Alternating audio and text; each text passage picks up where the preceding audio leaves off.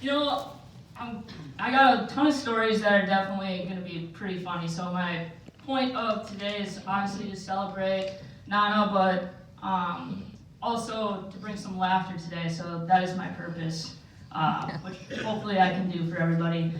I never really, and also try to keep it together, so we'll see how this goes. I never really imagined a world without Nana, so probably shouldn't have started with that line, but we're gonna go with it. But really, I didn't. And so, okay. Today I stand here knowing we all do realize how truly blessed we were to know such an amazing, powerful, strong, and carefree woman. She graced us with her presence and was the most caring person that I've ever met. Oh, and we all know she was the funniest person in the room. And she would never let us forget that. So, I have so many stories, but there are a few that stick out the most. Number 1, the fired up marshmallow. I honestly think this is one of the funniest moments that I've ever experienced, but we were making sweet potatoes with their classic marshmallow topping because we all know how much she loves sweets. And I was doing my duty of stirring the gravy because for whatever reason that ended up being what I do. And all of a sudden it started smoking in the kitchen and Nana wasn't in there. And I went to go grab her and we opened the oven and the marshmallows were literally on fire. And it was smoking in the kitchen and the amount of cuss words that came out of Nana's mouth, like, she wasn't afraid to cuss from time to time, but that was the first time I was really like, okay. And it was hilarious. We were both just dying of laughter trying to figure out how we were going to put this fire out. But, so remember, fam, don't put things on the top rack, okay, and turn it on broil. Not going to end up well. Not going to end up well. Number 2, the savage call-out. So another great story is a time that she picked Alex and I up from youth golf. We had a mini tournament that day, and she goes, well, how did you guys do? And I told her that I got first.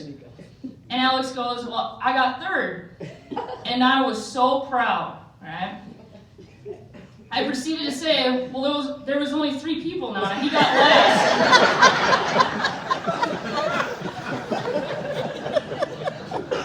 She had this look on her face that was so priceless. It was truly a savage move by me, and she laughed every single time we talked about it. And I look back now and I'm like, yeah, that probably wasn't the best thing to say, but, you know, brother, sister, tough love, I guess, I don't know. But she thought it was literally so funny, and we would talk about it all the time. Number 3, my love for sports. I think everybody in this room knows how much I love sports, clearly. And where do I really begin with this? Nana loves sports more than anyone I knew. She's the reason why I'm such a huge Vikings fan, and always will be.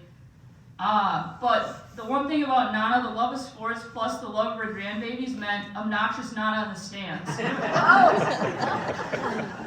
God, I remember one hockey game, she literally was yelling at the ref, and everyone was like, who is that? And I replied, that's just Nana.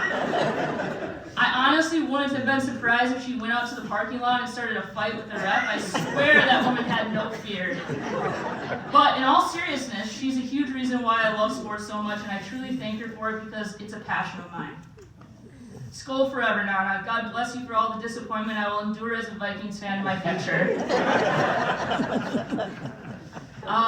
One of the other things that I didn't write down here, but as I'm sitting and listening to all the music, you know, I love the song Hallelujah. It's one of my favorite to play on guitar. For those who don't know, I do know how to play guitar. I mean, not great, but, you know, I try. And one of the things that we shared in common was our love for God, and you know, it's one of those things where I think we both, from time to time, have, you know, struggled with our faith like everyone does, but one of the things that, you know, the last few months, that conversation we had was just, you know, about our faith, and her saying that I hope that, obviously what happened wasn't great, but at the end of the day, she's like, I hope that everybody can still have faith in whatever they believe in, whether it's, God or other things in their life, and whatever that is, like, I just hope people can grab onto that and have a little faith, whether it's in each other or whether it's in God or whatever, it doesn't matter, just hold on to that. And it was a great conversation, and that's something that we definitely share the same passion for. So last one here, last but not least, we're going to talk about Nana's favorites. Everyone knows how much Alex was Nana's baby. I mean, come on, the guy had his own toy box labeled Alex's Toys Do Not Touch. I didn't have one of those, so... Or all the food she would constantly send home with him. I mean, seriously, I don't think he ever went grocery shopping for weeks. Hey, I like food too, alright? But I would be lying if sometimes I got a little jealous. But I had a conversation with Nana about a year ago, and I'll never forget it. She called me when I first got COVID for the first time, and we talked for a while. She told me, I know you will always be successful, and you will always work your hardest for anything or anyone. I never had to worry about you.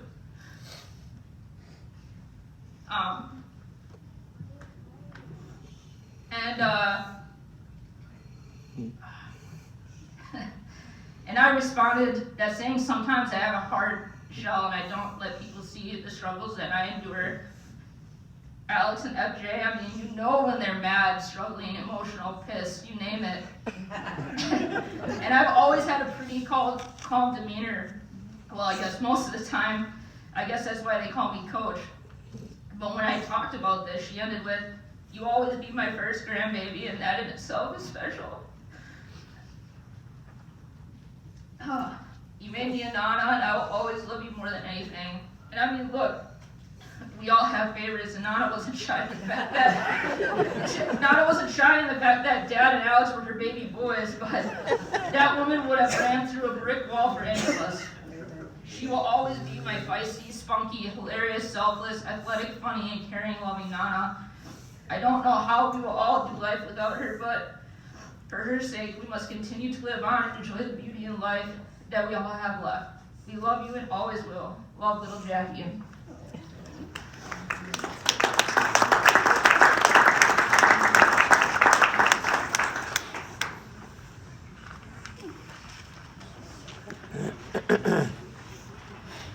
That's a tough one to follow up, but I'm gonna try. My Nana was the type of woman that made you believe in pure intentions and heart. Even though we grew up in a very different society, she always accepted me for exactly who I was. If you asked her, she would tell you I never made any mistakes or did anything wrong. We all know that's not true. But she was always proud of where she came from and how far she had come. Every payday, she would take us grandkids to the store and let us pick out any toys just to see the joy on our faces. I feel so blessed to hold my best childhood memories with her, from our flea market hunting to our annual New Year's watching parties, and of course our Christmas cookie making and decorating. As I got older, I would bring my friends over to see her. Every one of those friends she would welcome with open arms, saying, I'm a hugger. To this day, those friends call and consider her their Nana. As we all know, Nana loved Halloween, so we formed a family tradition of going to haunted attractions. One year we were at the state fair. We went to the haunted house. My dad, he thinks he's funny, was eating with Nana behind him, and she was holding on to him for dear life, just calling his name. But he decided to start going faster to get away from her. And when he rounded the corner, there was a guy with a mask and a chainsaw, and they both gave each other that look, looking for their next victim. The chainsaw guy waited for her, and when Nana rounded the corner, she was scared. Looking back, not paying attention, she grabbed the guy, thinking it was my dad automatically. He walked with her for a bit, just messing with her, and all of a sudden she turned around, saw his hem, and screamed the whole place could hear what was happening. I've always held every moment we spent together dear to my heart, and as a staple of how I became the woman I am now.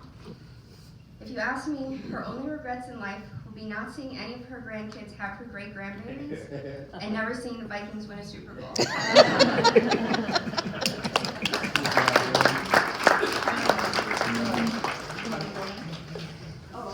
Thank you for sharing, and now I have Diane come up. Sister is going to share with us too. Hi. For those of you who don't know me, my name is Diane, and I'm Kathie's youngest sister.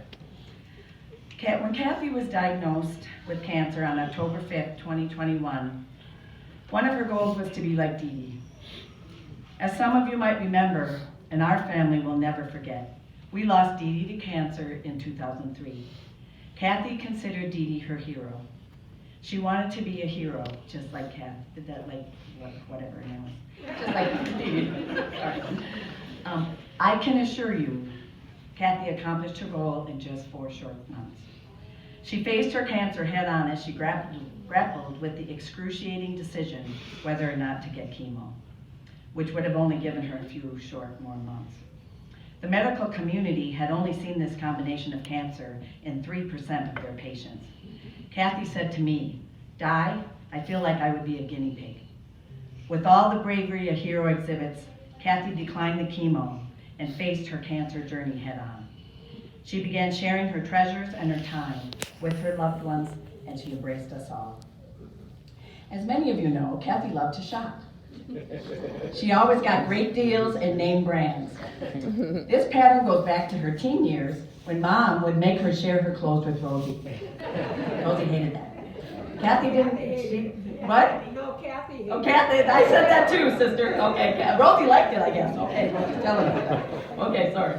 So Kathie did not appreciate this as a teenager, but in her adult years, she loved to share her good deals with all of her loved ones, including her many nieces and nephews.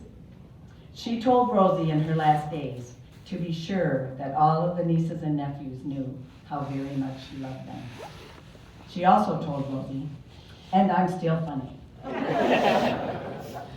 We enjoyed our last holidays with Kathie, including Thanksgiving, where we had our family euchre tournament. Kathie was our winner. Yes.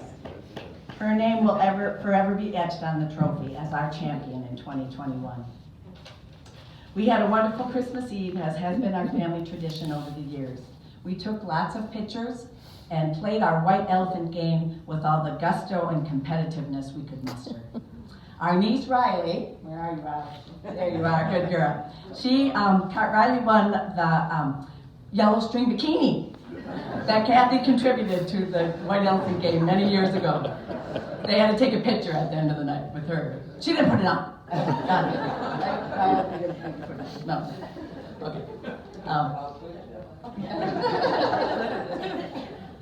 Kathie and Mike Kathie and Mike ended the evening with a special blessing from our brother Teed, who is suffering from dementia. Kathie and Mike had spent many enjoyable days over the years taking Teeds for rides in their red Mustang. Before Teed left on Christmas Eve, he told Kathie and Mike, "We should go for a ride sometime." This was so meaningful to Kathie and Mike that Teed would remember this experience in light of his dementia.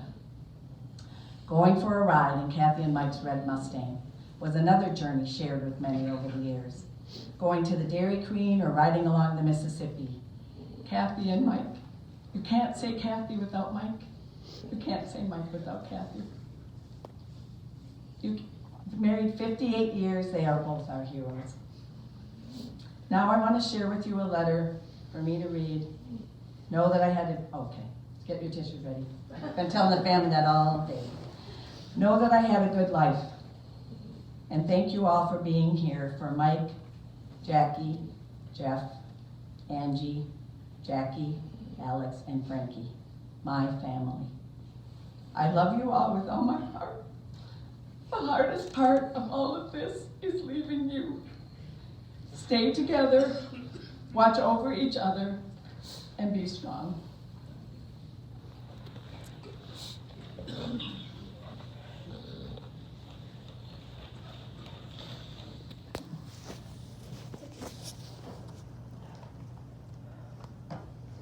Thank you very much for sharing with us. Is she